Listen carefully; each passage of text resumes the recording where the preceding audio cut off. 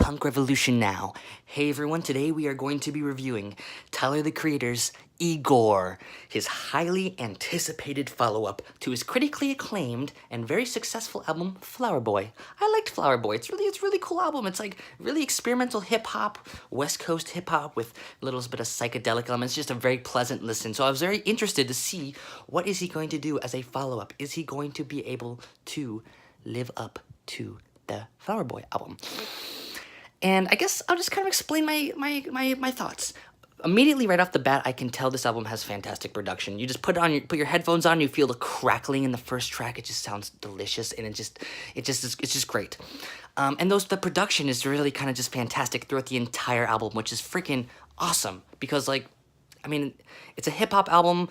Hip hop albums with fantastic production just makes it so much better. So, like, great production, also just like great grooves, a lot of fun, pretty catchy, pretty fun album. But does it live up to his album Flower Boy? Honestly, there's some pretty major flaws I'm seeing in this album that I cannot say it's as good as his previous releases. First off,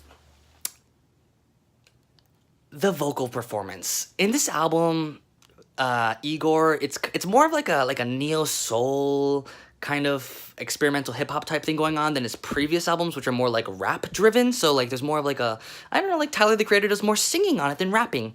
And if I'm being entirely honest, the vocal performances throughout this album, they don't really sell me. They don't grab me. I'm not convinced by them. They're not, like, I feel like for a neo soul album, like, you're gonna need like a fantastic vocalist to like really drive the whole album. And like Tyler the Creator's vocal performance on this, I'm gonna be honest, like, didn't really compel me as much as, if he was rapping, or it didn't do it for me. It was like good. It was good. It was totally good, but good's not great. You know what I mean? And the melodies were just like mediocre. They weren't, for a pop album, I want some tight melodies. But okay, that aside, like, there's like a lot of other things that were worth like looking at.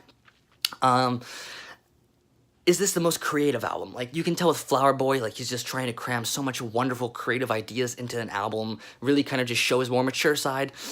And, okay, well, I get there's, like, kind of, like, a creative drive behind this album. Like, it just kind of feels like all the ideas I'm hearing are just, like, rehashed ideas I've heard in his previous albums, other Odd Future albums, and like even like Kanye West influence. It's just like there's not very many original ideas here. And honestly, guys, I can only give this a 6 out of 10. Like, some people are saying like this is like his best album. Oh my god, like this is the best pop album. It clicked with me. Oh my god, like, shut up. It's been out for a day. Okay, I guarantee you that in a few weeks, the dust is going to settle and people are going to acknowledge this is a disappointing album. It's fine. It's totally fine, but there's nothing very original about it. It's a pop album that doesn't have very good melodies. It's just like there's not very many standout moments. It's a freaking vocally driven album with not very great vocals. It's going to be hard for us to admit it, but this album is just good. It's just good, but that's not great. So that makes it disappointing. It's a disappointing release. Get your head out of your ass, acknowledge it, look it in the eyes, and just acknowledge it. And we shall see as more reviews unfold from Pitchfork and Anthony Fantano. Is the music industry going to power through and say, no, this is the best shit ever? And then all these people who are in denial about how disappointing it is, are they going to feel relieved? Or is Pitchfork and Anthony Fantano also going to acknowledge the fact that this album it doesn't have very much replay value? If I'm in the mood to listen to this, I'm just going to listen to Flower Boy because it's a better version of it instead. We shall see.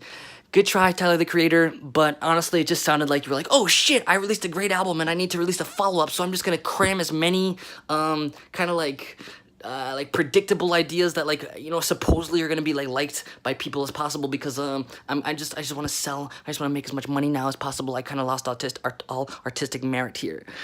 I'm sorry. I just have to be honest with you. I'm only giving you a 6 out of 10. This album gets a 6 out of 10, and I hope the music industry can acknowledge it's not very good and doesn't try to shove it down people's throats.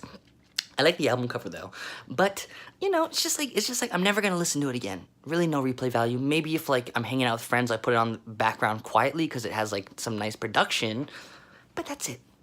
No, the lyrics aren't very good either. Sorry, the melody sucked. It could have just been an instrumental album that would have been just as good.